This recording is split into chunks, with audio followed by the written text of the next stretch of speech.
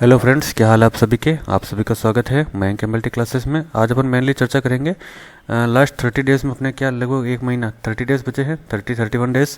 इसमें किस प्रकार अपन आरआरबी पैरामेडिकल को एग्ज़ाम को क्रैक कर पाए। ठीक है, इसमें मेनली मैथ, रीजनिंग, इंग्लिश का इंपॉर्टेंट टॉपिक रहेगा और इसके काफ़ी अत्यधिक से इसमें से ज़्यादातर सवाल आने के चांस रहेंगे। मतलब ये आपको रैंक मेंटेन करेगा और आपको ये जॉब में हेल्प करेगा। नर्सिंग के लिए हो गया, लेब असिस्टेंट हो गया, रेडियोग्राफर हो गया और एक फार्मासिस्ट लिखना भूल गया था मैं, कोई दिक्कत नहीं है।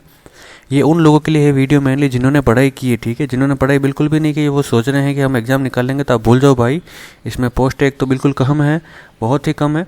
और अगर आपने पढ़ाई नहीं कर रखी है तो आप तो छोड़ो, इसको मतलब नहीं है, आप तो वापस पढ़ाई में लग जाओ। जिन्होंने पढ़ाई की हुई लगातार पढ़ रहे हैं या फिर सोच रहे हैं कि एक महीने में लगभग वो कवर कर लेंगे, क्योंकि उनके बेसिक्स जिनके कंप्लीट तैयार है, जिनके बेसिक अच्छे खासे तैयार हो रखे हैं, वही इसमें आप भाग ले सकते हैं। ठीक है, अपन चर्चा करते हैं नेक्स्ट।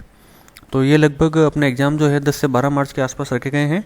और एग्ज़ाम पैटर्न की बात करें तो 90 मिनट का एग्ज़ाम होगा, जिसमें 100 क्वेश्चन आएंगे। तो लगभग आपको 50-55 सेकेंड एक क्वेश्चन के लिए मिलेंगे। आराम से इजीली हो जाता है, कोई दिक्कत नहीं है, टाइम का कोई कमी नहीं होती। ठीक है, 10 क्वेश्चन जो होंगे जनरल साइंस से होंगे, 10 क्वेश्चन जो होंगे मैथ और रीजनिंग के होंगे, 10 क्वेश्चन जो होंगे वो जनरल अवेयरनेस के होंगे और 70 क्वेश्चन होंगे वो आपके प्रोफेशनल एबिलिटी के होंगे। प्रोफेशनल एबिलिटी क्या होगा, जिसमें अगर आपने लेबर असिस्टेंट का भरा है तो लेबर असिस्टेंट में डीएमएलटी वालों का जो इन्होंने दे रखी है, उन्होंने क्वालिफिकेशन उस हिसाब से क्वेश्चन पूछेंगे। नर्सिंग के लिए जीएनएम हो गया और बीएससी नर्सिंग के रिलेटेड क्वेश्चन हो गए, फार्मेसी के लिए फार्मेसी वाले क्वेश्चन हो गए, रेडियोग्राफर के लिए रेडियोग्राफर वाले क्वेश्चन हो गए। ठीक है, अगर अपन बात करें मैथ्स की तो इंपॉर्टेंट टॉपिक कौन कौन से, टाइम एंड वर्क के हर बार क्वेश्चन आते हैं, टाइम एंड डिस्टेंस के हर बार क्वेश्चन आते हैं, परसेंटेज से आते हैं, प्रॉफिट से आते हैं, रेशियो से आते हैं और एज रिलेटेड भी क्वेश्चन कई बार देखे गए हैं।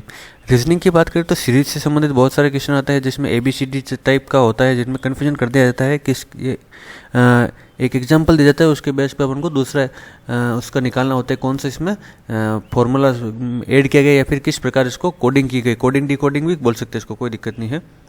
सिलोजिज्म से ज़्यादा क्वेश्चन आते हैं, इसको एक बार कवर कर लेना प्लीज़, ये काफ़ी इंपॉर्टेंट है। और ब्लड रिलेशन से भी आते हैं question, mirror and water image से आ सकते हैं, कैलेंडर से आ सकते हैं और टाइम का भी क्वेश्चन आ सकता है। जनरल साइंस की बात करें तो फिजिक्स, केमिस्ट्री, बायोलॉजी, क्योंकि आपका बैकग्राउंड होगा लगभग सबके, बायोलॉजी सबके हो ना हो, लेकिन फिजिक्स केमिस्ट्री सबके है 12th में, तो बायोलॉजी मैक्सिमम के है, तो आपको इसमें से क्वेश्चन आएंगे, तो इसमें कोई चिंता करने की बात नहीं। इंग्लिश ग्रामर के क्वेश्चन आते हैं 2-4, एक बार आप इसमें लगभग मेनली आते हैं एंड का प्रयोग हो गया और नरेशन हो गया, एक्टिव वॉइस, पैसिव वॉइस हो गया और क्या नाम है, क्वेश्चन टैग हो गए। इस प्रकार के क्वेश्चन आते रहते हैं। अगर अपन बात करें 30 डेज़ में, लास्ट 30 डेज़ में अपन को क्या क्या स्ट्रेटजी फॉलो करनी है, तो सबसे पहले आपको इसको सब्सक्राइब करना पड़ेगा। ठीक है, चैनल को। अब नेक्स्ट बात करते हैं अपन हाँ, PYQ पैटर्न्स की बात करें तो PYQ पैटर्न्स आपको फॉलो करने पड़ेंगे, आपको PYQ देखने ही पड़ेंगे बार बार, क्योंकि PYQ में कई सारे क्वेश्चन ऐसे होंगे जिनको आपने कभी देखा भी नहीं होगा और वो टॉपिक इसमें आ रहे हैं क्वेश्चन, तो उसको आपको टॉपिक क्लियर करना पड़ेगा। कई टॉपिक ऐसे होते हैं, हम जनरली होते हैं, हर किसी के साथ होता है कि PYQ का टॉपिक है और आपको ये पता ही नहीं है यार कि ये PYQ का टॉपिक आया हुआ है या नहीं आया हुआ है, और अपन पीछे रह जाते हैं, इसलिए आपको ध्यान में रखना पड़ेगा।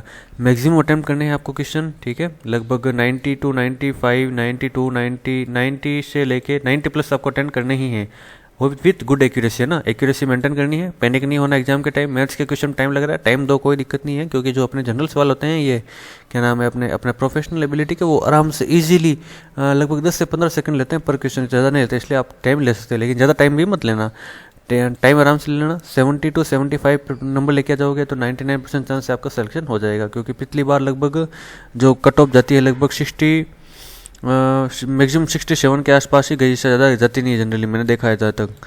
तो आपके तो लगभग 70-75 प्लस लेके आएंगे तो हो जाएगा, क्योंकि 75 प्लस क्यों लेके आना है, लगभग 75 के आसपास क्यों लेके आना है, क्योंकि इस पर पोस्ट बहुत कम है और फ्यूचर में हो सकता है इससे भी कम हो जाएगी, क्योंकि बहुत ही कम आई है इस बार वैकेंसी, अगले फ्यूचर में भी बहुत कम आएगी, क्योंकि इनको ज़रूरत है नहीं है शायद, या फिर ये निकालना नहीं चाहते जॉब्स, और लगभग हर बच्चा सिलेक्शन ले रहा है। अब पहले पता नहीं होता था लोगों को, लेकिन अब सिलेक्शन ले रहे हैं, तो आपको जल्दी से जल्दी सिलेक्शन लेना है, वरना बाद में पोस्ट इतनी कम हो जाएगी, इतना कंपटीशन हैवी हो जाएगा कि आपको काफ़ी दिक्कत हो सकती है। इसलिए जल्दी जल्दी पढ़ाई करें और इसको एग्ज़ाम को सिलेक्ट हो जाए।